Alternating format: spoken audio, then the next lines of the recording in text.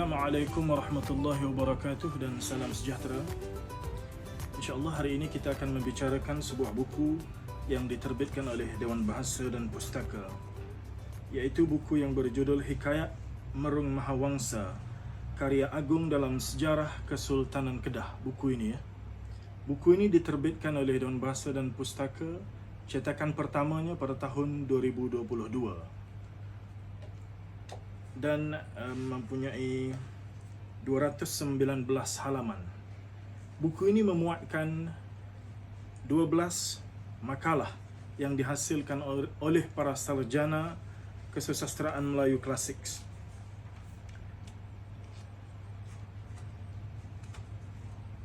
Editor yang menyelenggarakan buku ini ialah Jelani Harun dan Saifulizan Yahya.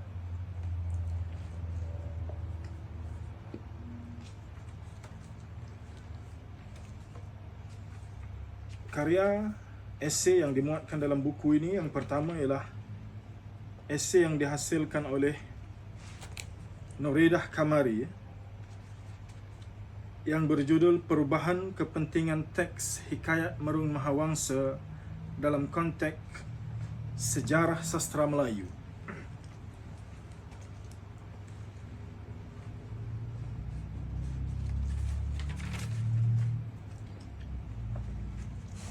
Buku Hikayat Merung Mahawangsa, karya agung dalam sastra sejarah Kesultanan Kedah, merupakan sebuah buku terbitan Dewan Bahasa dan Pustaka yang memuatkan 12 esei. Yang pertama tadi esei oleh Nuridah Kamari, menulis makalah yang berjudul Perubahan Kepentingan Teks Hikayat Merung Mahawangsa dalam konteks sejarah sastra Melayu, iaitu berbicara khusus tentang kepentingan dan kedudukan hikayat ini dalam sastra tradisional yang berubah-ubah dan tidak statik. Bermula dari pengesanan teks hikayat ini, iaitu manuskrip tertua yang direkodkan ditemui oleh J.R. Logan sebelum tahun 1869 lagi. Pengesanan awal naskah ini turut dibincangkan dan dikatakan wujud sekitar tahun 1814 lagi. Penggunaan dan penyebaran naskah Hikayat Merung Mahawangsa turut dibicarakan dalam naskah ini.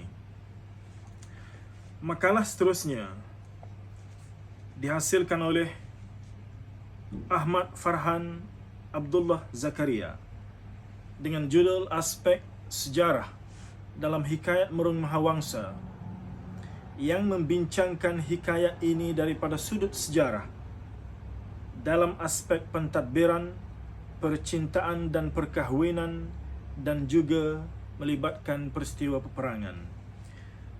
Manakala Ibrahim Bakar Langkawi pula menulis makalah berjudul Penubuhan Kesultanan Islam Kedah Darul Aman mulai 1136 Masihi, tinjauan teks Hikayat Merung Mahawangsa dan At-Tarikh Salasilah Negeri Kedah. Melalui hikayat ini, Ibrahim Bakar Langkawi membincangkan tentang kemasukan Islam ke negeri Kedah yang dikatakan berlaku pada zaman pemerintahan Sultan Muazzam Shah, iaitu Sultan Kedah kedua. Namun kita lihat dalam makalah ini, penulis hanya menggunakan naskah hikayat tersebut sebagai sandaran sahaja tentang penubuhan Kesultanan Islam Kedah, kerana At-Tarikh Salasilah Negeri Kedah yang menjadi rujukan utama dalam kajiannya.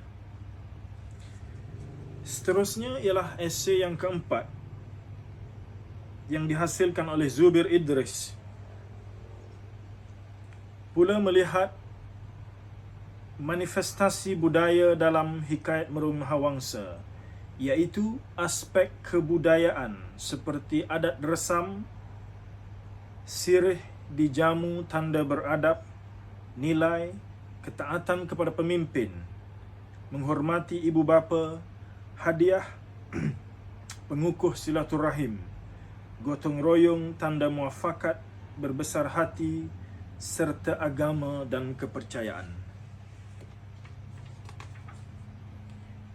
Manakala makalah kelima ditulis oleh Salmah Jan Nur Muhammad berjudul Aspek Pengajaran Moral dalam Hikayat Merung Mahawangsa, yang menemukan beberapa nilai moral dalam hikayat terkenal sastra Melayu klasik ini.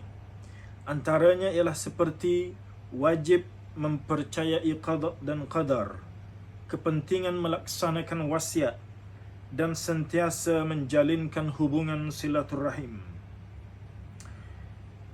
Makalah ke-6 pula berjudul Lanskap Negeri-Negeri Melayu dalam Hikayat Merung Mahawangsa yang dihasilkan oleh seorang lagi pengkaji, iaitu Hasrina Baharum, yang mendapati konsep dan prinsip ilmu lanskap Melayu ditemui terdapat dalam teks ini merangkumi 4 buah negeri, iaitu Kedah, Zamin, Turan, Siam, Lancang, Perak dan juga Patani.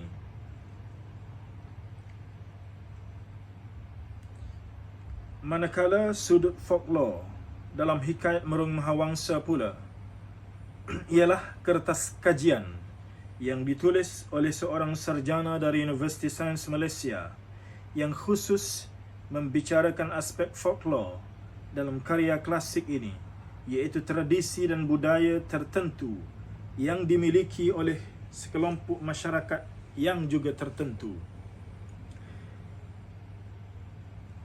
Esei tadi dihasilkan oleh Muhammad Lutfi Abdul Rahman, pensyarah dari Universiti Sains Malaysia.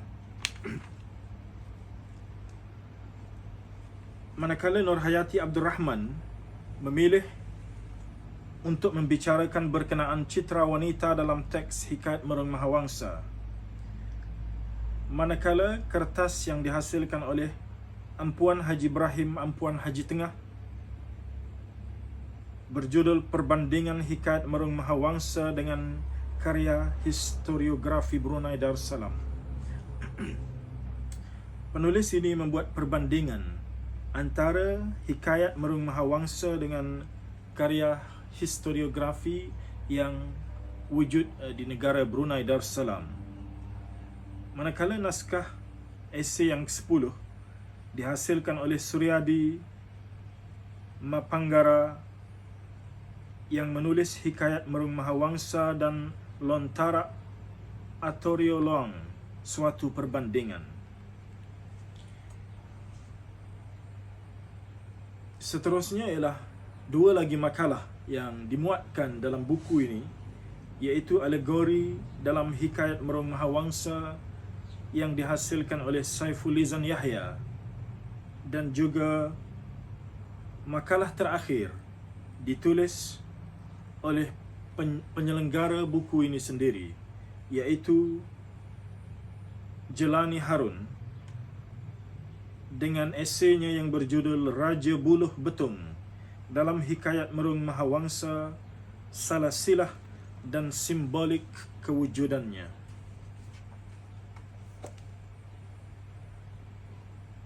Buku ini saya kira wajar untuk ditatap dan ditelaah oleh para peminat kesusastraan Melayu klasik, dan tidak lupa juga terutama kepada para sarjana yang khusus mengkaji kesusastraan Melayu tradisional, kerana buku ini memuatkan 12 kajian akademik, kajian ilmiah yang dilakukan oleh 12 orang sarjana sastra Melayu tradisional, khusus membicarakan Hikayat Merung Mahawangsa, iaitu sebuah karya sastra klasik hikayat lama yang wujud ketika pemerintahan Kesultanan Kedah Darul Aman.